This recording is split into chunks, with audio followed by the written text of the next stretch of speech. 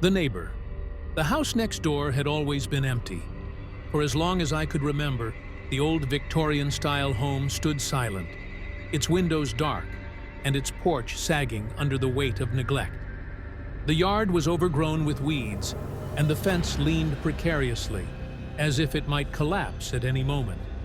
It was the kind of house kids dared each other to approach on Halloween, the kind of place that inspired whispered rumors of ghosts and curses.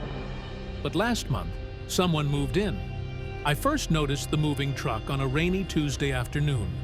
I was working from home, staring out the window during a particularly dull Zoom meeting, when I saw the large van pull into the driveway next door. Men in uniforms began unloading furniture, a worn-out couch, a wooden dining table, and several large boxes. I couldn't see the new neighbor, but I assumed they were inside directing the movers. By the time the truck left, the rain had stopped, and the sun was setting. The house looked almost the same, still dark, still eerie, but now there was a faint glow coming from one of the upstairs windows. Someone was definitely home. I didn't think much of it at first. New neighbors were a rarity in our quiet suburban neighborhood, and I was curious to meet them. But as the days went by, I began to notice strange things. It started with the noises. Late at night, I would hear faint thuds coming from the house next door. At first, I thought it was just the settling of an old house, but the sounds were too deliberate, too rhythmic. It was as if someone was pacing back and forth, their footsteps heavy and deliberate. Then there were the lights. The glow from the upstairs window never went out. It was always there, a faint, yellowish light that flickered occasionally, like a dying bulb. I tried to convince myself that it was just an old lamp, but something about it felt off. It was too constant, too unnatural. The final straw came one evening when I was taking out the trash. As I walked down the driveway, I caught a glimpse of movement in the neighbor's window. I turned to look, and for a brief moment, I saw a face staring back at me. It was pale and gaunt, with hollow eyes and a thin, lipless mouth. The expression was blank, almost lifeless, but there was something in those eyes, something cold and calculating. I hurried back inside, my heart pounding. I told myself it was just my imagination, but deep down, I knew what I had seen. A few days later, I finally met the neighbor. I was mowing the lawn when I saw him step out onto his porch. He was tall and thin, with pale skin and dark, sunken eyes. His hair was greasy and unkempt, and he wore a faded flannel shirt that hung loosely on his frame. He looked like he hadn't slept in weeks. "Hello," he said, his voice soft and raspy. "I'm Mr. Grayson. I just moved in." I forced a smile and introduced myself. "Nice to meet you. Welcome to the neighborhood." He nodded but didn't say anything else. He just stood there, staring at me with those hollow eyes. The silence was unbearable, so I quickly finished mowing and went back inside. From that day on, I tried to avoid him, but it was impossible. He was always there, watching. Whenever I left the house, I would see him standing at his window, his face pressed against the glass. If I went for a walk, he would appear on his porch, staring silently as I passed by. It was unnerving, but I told myself he was just lonely. Maybe he didn't know how to interact with people. Then the nightmares started. They were always the same. I would find myself standing in the neighbor's house, surrounded by darkness. The air was thick and heavy, and I could hear faint whispers coming from the walls. I would try to move, but my body felt like it was made of lead. And then I would see him, Mr. Grayson, standing at the end of the hallway. His eyes glowed in the dark, and his mouth stretched into a grotesque smile. "You shouldn't have looked," he would say, his voice echoing in my mind. Now you're mine. I would wake up drenched in sweat, my heart racing. At first, I thought the nightmares were just a result of stress, but they became more frequent, more vivid. I started to dread going to sleep. One night, after another nightmare, I decided to do some research. I pulled out my laptop and searched for Mr. Grayson's name. At first, I didn't find anything. But then I stumbled upon an old newspaper article from 20 years ago. The headline read, "Local man arrested for gruesome murders." According to the article, a man named Victor Grayson had been arrested for the murders of several people in a nearby town. The victims had all been found in their homes, their bodies mutilated and arranged in grotesque poses. Grayson had been a suspect from the beginning, but the police had struggled to find enough evidence to arrest him. That changed when one of the victims' neighbors came forward, claiming to have seen Grayson entering the house on the night of the murder. Grayson was convicted and sentenced to life in prison. But the article ended with a chilling detail. A few years after his conviction, Grayson had escaped from prison and was never seen again. My blood ran cold. Could it be the same man? The dates matched. Grayson would be in his late 50s now, about the same age as my neighbor. And the description in the article was eerily similar. Tall, thin, with hollow eyes, and a gaunt face. I didn't want to believe it, but the pieces fit. And then I remembered the face I had seen in the window. The cold, calculating eyes. Could my neighbor really be a serial killer? I didn't know what to do. I thought about calling the police, but what would I say? That my neighbor gave me a bad feeling? That he matched the description of a man who had escaped prison 20 years ago? They would laugh at me. So I decided to confront him myself. The next evening, I walked over to his house and knocked on the door. It took a few minutes, but eventually, the door creaked open. Mr. Grayson stood there, his hollow eyes staring into mine. "Can I help you?" he asked, his voice as soft and raspy as ever. I took a deep breath. "I need to ask you something. Are you Victor Grayson, the man who escaped from prison?" For a moment, he didn't say anything. Then he smiled, a thin, lipless smile that sent chills down my spine. "You've been digging into my past," he said. "That's not very neighborly of you." I took a step back, my heart pounding. "I just want to know the truth." He chuckled softly. "The truth? The truth is, I've been watching you. I know everything about you.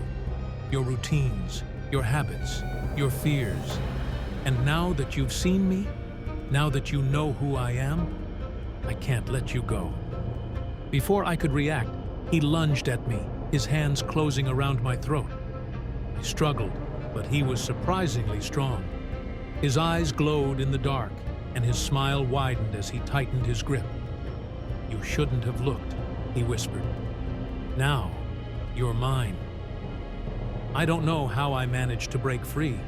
Maybe it was sheer adrenaline, or maybe he let me go. But I somehow twisted out of his grasp and ran. I didn't look back. I just ran as fast as I could, my heart pounding in my chest.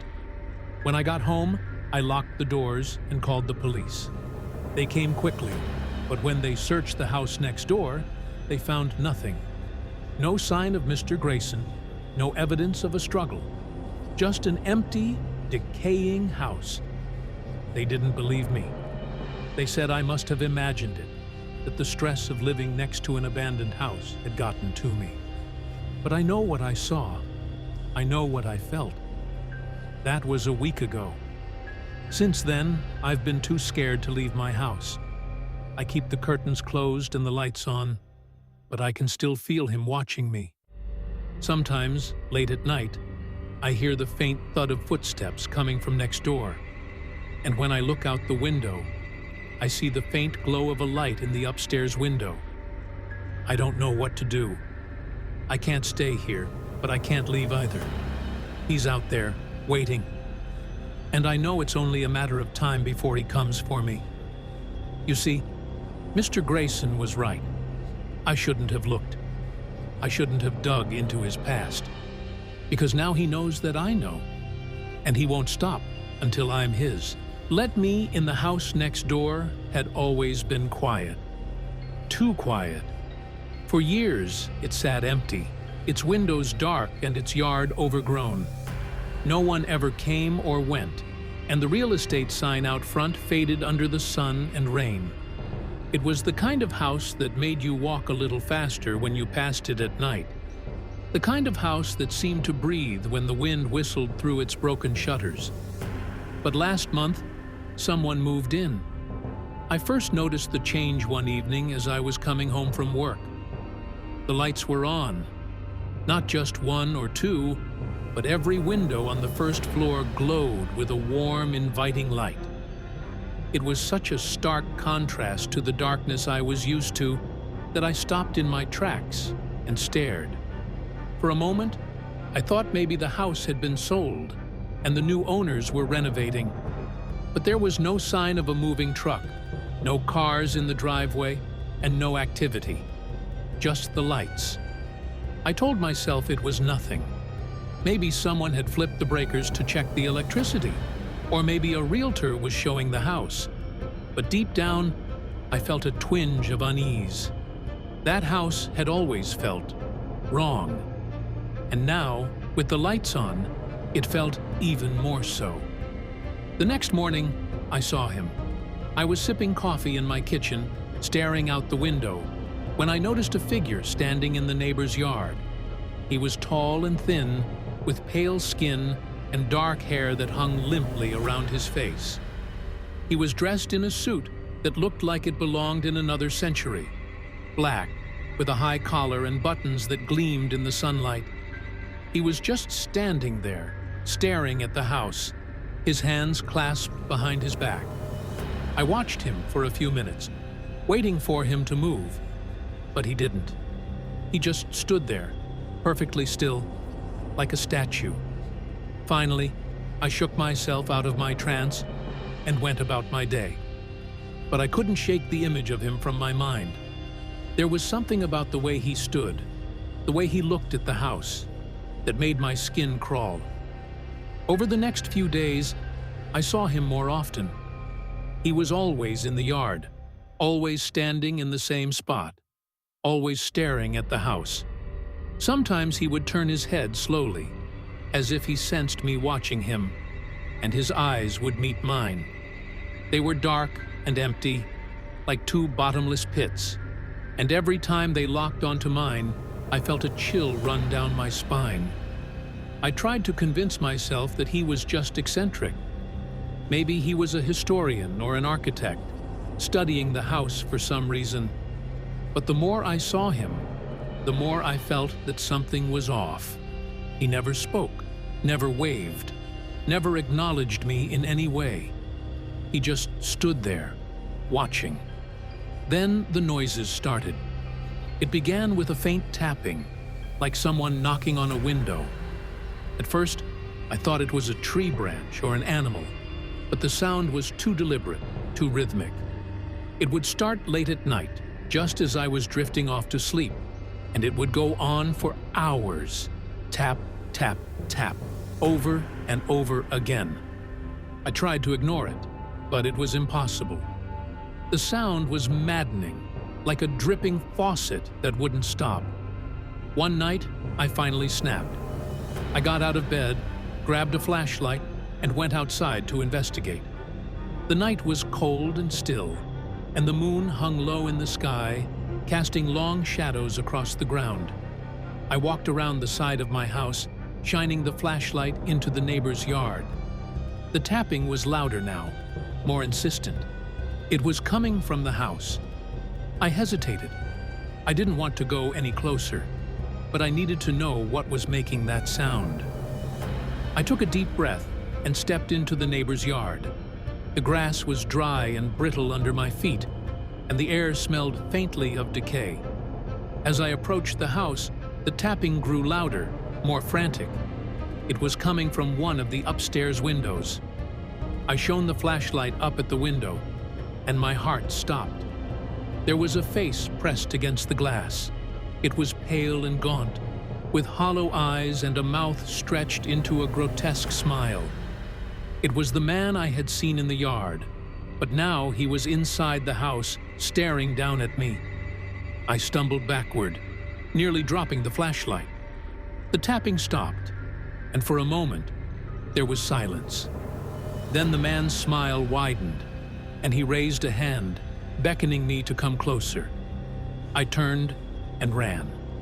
I didn't stop until I was back inside my house, with the doors locked and the lights on. I sat on the couch, my heart pounding, and tried to make sense of what I had seen. Who was that man? Why was he in the house? And why had he been tapping on the window? The next morning, I called the police. I told them about the man in the house, about the tapping, about the way he had looked at me. They listened patiently, but I could tell they didn't believe me. They said they would send someone to check it out, but I knew they wouldn't find anything, and they didn't. When the officers arrived, they searched the house and found nothing. No sign of the man, no evidence that anyone had been inside. They told me it was probably just my imagination, that the stress of living next to an abandoned house had gotten to me. But I knew what I had seen. The tapping didn't stop. If anything, it got worse. It wasn't just at night anymore, it was during the day too. And it wasn't just coming from the house, it was coming from inside my walls. I tried to ignore it, but it was impossible. The sound was everywhere, inescapable. It followed me wherever I went, a constant reminder that something was wrong. I stopped sleeping, stopped eating. I became a prisoner in my own home, haunted by the tapping and the man who had caused it. Then, one night, I heard a new sound. It was a low, guttural whisper coming from the corner of my bedroom. I froze, my heart pounding, and listened. The voice was faint, but I could make out the words. "Let me in." I didn't move. I couldn't. The voice was coming from inside the room, but there was no one there. Just the shadows, stretching and twisting in the dim light. "Let me in," the voice said again, louder this time. It was deep and raspy, like the sound of dry leaves scraping against stone. I squeezed my eyes shut, praying that it would stop, but it didn't. The voice grew louder, more insistent, until it was screaming in my ears. "Let me in!" I covered my ears, but the sound was inside my head, echoing through my skull. I felt a cold hand on my shoulder, and I screamed. I opened my eyes and saw the man standing in front of me, his hollow eyes staring into mine. "You shouldn't have looked," he said, his voice a low whisper. "Now you're mine." I tried to pull away, but his grip was like iron. He leaned in closer, his breath cold against my skin, and I felt a wave of dizziness wash over me. The room spun, and the walls seemed to close in around me. I could hear the tapping again, louder than ever, and the voice was still screaming in my ears. "Let me in!" I don't know how I got away. Maybe I passed out, or maybe he let me go. But when I woke up, I was alone. The room was silent, and the man was gone. I didn't stay in the house after that. I packed a bag and left, not caring where I went as long as it was far away from that place.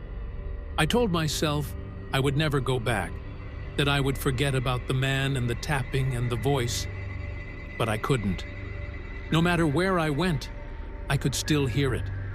The tapping, the whispering, the screaming.